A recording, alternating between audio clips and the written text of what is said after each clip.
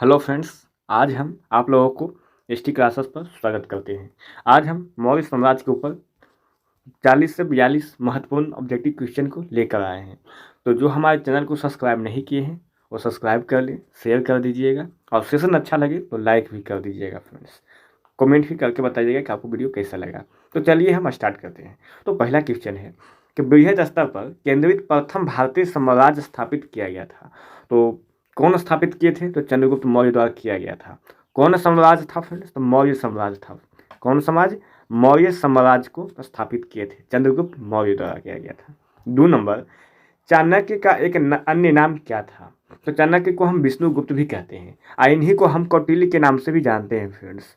कौटिल्य के नाम से भी जानते हैं। तो इनको हम सब 2-3 नाम से जानते हैं, चाणक्य, विष्णुगुप्त और कौटिल्य के नाम से जानते हैं। 3 नंबर कि सैंडवोकोटस नाम से चंद्रगुप्त मौर्य की पहचान किसने की? तो इस नाम से कौन चंद्रगुप्त गुप्त से पहचान किया था? तो विलियम जोन्स ने पहचान करवाया था। 4 नंबर कि चंद्रगुप्त मौर्य का विशिष्ट रूप से वर्णन किसके ग्रंथ में हुआ था? तो किसके ग्रंथ में हुआ था? विशाखा दत्त के। विशाखा दत्त के। तो विशाखा दत्त कौन सा ग्रंथ लिखे थे? तो विशाखा दत्त मुद्रा राक्षस नामक पुस्तक लिखे थे। कमेंट करके बताइएगा कौन सा किताब लिखे थे जो मुद्रा राक्षस नामक पुस्तक लिखे थे। 5 नंबर, बुलंदी बाग नामक प्राचीन स्थान कहाँ स्थित है? तो कहाँ स्थित है? पाटलिपुत्र में, जिसे हम पटना के नाम से भी जानते हैं फ्रेंड्स। कौन नाम से जानते हैं? पटना के भी नाम से जानते हैं। 6 नंबर कि मैकियावेली के प्रसिद्ध ग्रंथ। तो मैकियावेली कौन सा किताब लिखे थे? The Prince. तो द प्रिंस की तुलना किससे की जाती है? तो किससे की जाती है? कौटिल्य का अर्थशास्त्र कौन लिखे थे? कौटिल्य लिखे थे। इन्हीं की पुस्तक द प्रिंस की पुस्तक से तुलना किया जाता है फ्रेंड्स। 7 नंबर, पाटलिपुत्र में स्थित चंद्रगुप्त का महल मुख्यतः किससे निर्मित था? तो जो महल बनाया गया था वो किससे बनाया गया था? लकड़ी से, पत्थर से, ईंट से, मिट्टी से फ्रेंड्स। तो लकड़ी से बनवाया गया था। किससे बनवाया गया था? लकड़ी से। 8 नंबर कि सेल्यूकस निकेटर, जिसे अलेक्जेंडर द्वारा सिंध एवं अफगानिस्तान का प्रशासक नियुक्त किया गया था, उसको किस भारतीय राजा ने पराजित किया था? तो किसने पराजित किए थे? तो चंद्रगुप्त मौर्य सेल्यूकस निकेटर को हरा दिए थे, पराजित किए थे।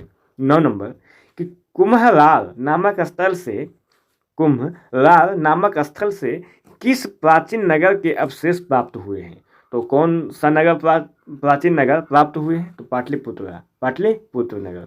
10 नंबर, किससे सहिष्णुता, उदारता और करुणा के त्रिविध आधार पर राजधर्म की स्थापना की गई?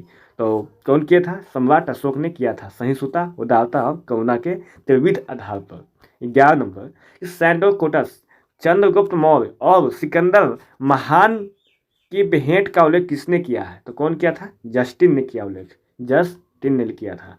12 नंबर कि मालवा, गुजरात एवं महाराष्ट्र को किस शासक ने पहली बार जीता था? तो ऐसा कौन सा शासक था जो मालवा, गुजरात एवं महाराष्ट्र तीनों पर पहली बार में जीत लिया था? तो कौन था? चंद्रगुप्त मौर्य। 13 नंबर, किस मौर्य चक्कन की विजय किस मौर्य चक्कन की विजय शासक ने प्राप्त की थी? तो कौन किए थे? चंद्रगुप्त मौर्य ने किया था। 14 नंबर क्वेश्चन, यह किस अभिलेख से प्रमाणित होता है कि चंद्रगुप्त मौर्य का प्रभाव पश्चिम भारत पर था? क्या था? रुद्र वामन की जूनागढ़ अभिलेख से प्राप्त होता है कि चंद्रगुप्त का प्रभाव पश्चिमी भारत पर भी था। 15 नंबर कि मगध साम्राज्य में रज्जु किसे कहा गया है? तो किसे कहा गया है? तो मौर्य शासन में भूमि मापक अधिकारी को, जो भूमि नापते थे फ्रेंड्स, उन्हीं को हम रज्जुक के नाम से जाना करते थे। 16 नंबर कि ब्राह्मणी लिपि की प्रथम पहचान किस पर उत्कीर्ण अक्षरों से की गई है? तो किस पर किया गया है? तो पत्थर की पट्टियों पर किया गया है पहचान। 17 नंबर कि सम्राट अशोक का शिलालेख शाहबाजगढ़ी से प्राप्त हुआ है, यह स्थान कहाँ स्थित है? तो ये कहाँ स्थित है फ्रेंड्स? तो पेशावर पाकिस्तान में। कहाँ? पाकिस्तान में किया गया। 18 नंबर कि अशोक के शिलालेखों में प्रयुक्त भाषा कौन सी थी? तो अशोक के जो अभी शिलालेख मिले हैं वो किस भाषा में लिखी गई थी? तो प्राकृत भाषा में। कौन सी भाषा? प्राकृत भाषा में। 19 नंबर कि प्राक अशोक ब्राह्मणी लिपि का पता किस स्थान से चला है? तो किस स्थान से चला है? तो श्रीलंका स्थित अनुराधापुर। 20 नंबर कि सारनाथ स्तंभ का निर्माण किसने करवाया था? तो कौन करवाए थे? अशोक ने करवाए थे फ्रेंड्स। याद कर लीजिएगा, लाइक भी करते चलिएगा। जो सब्सक्राइब नहीं किए हैं वो भी सब्सक्राइब कर लीजिए फ्रेंड्स। 21 नंबर कि भारतीय उपमहाद्वीप का प्रथम शासक कौन सा था जिसने अभिलेखों के माध्यम से शासनादेश जारी किया था? तो जारी कौन किया था? अशोक ने करवाया था। 22 नंबर वह कौन सा स्तंभ है जिसमें अशोक ने स्वयं को मगध का सम्राट बताया है? तो अपने आप को मगध का सम्राट बताया था अशोक। तो ऐसा कौन सा स्तंभ है? तो भाभू स्तंभ कहाँ है? राजस्थान में है। कहाँ है? राजस्थान में। हम एक नोट्स लिखे हैं जो काफ़ी इंपॉर्टेंट है, याद कीजिएगा। तो ब्राह्मणी स्क्रिप्ट में लिखे अशोक के शिलालेखों को सर्वप्रथम कौन पढ़ा था? तो जेम्स प्रिंसेप ने पढ़े थे। जेम्स प्रिंसेप ने, याद कर लीजिएगा। 23 नंबर कि अशोक के किस अभिलेख से धम्म महामात्रों की नियुक्ति की सूचना मिलती है? तो 5वें बृहद शिलालेख से अशोक के धम्म महामात्रों की नियुक्ति के बारे में जो भी सूचना मिलती है 5वें बृहद शिलालेख से मिलती है। 24 नंबर कि गुर्जरा लघु शिलालेख कहाँ स्थित है? तो कहाँ स्थित है? तो मध्य प्रदेश के दतिया जिले में।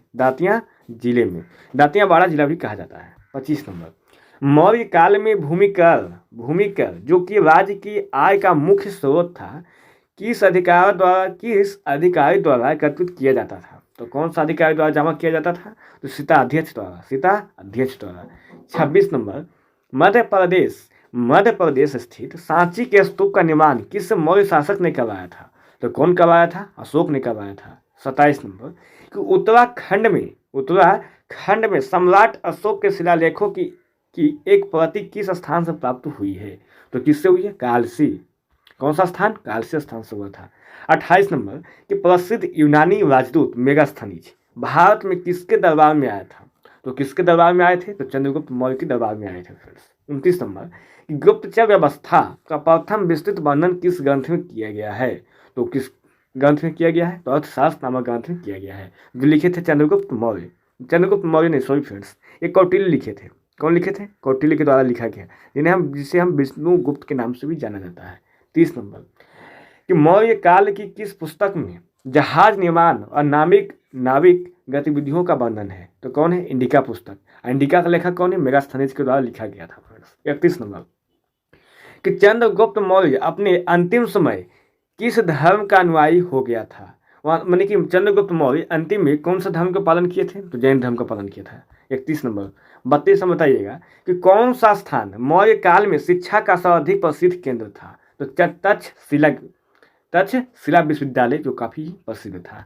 33 नंबर गांवों के शासन को स्वायत्त शासी पंचायतों के माध्यम से संचालित करने की व्यवस्था का सूत्रपात किस वंश ने किया था? तो कौन वंश ने किया था? मौर्यों ने किया था। एक बात और बताते हैं कि यहाँ पर ही नालंदा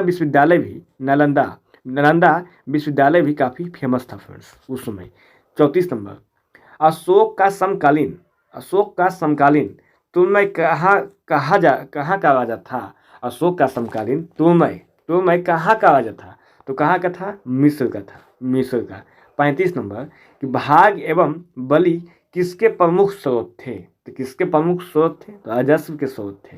36 नंबर कि गिरनार क्षेत्र में एक झील का निर्माण किस शासक ने करवाया था?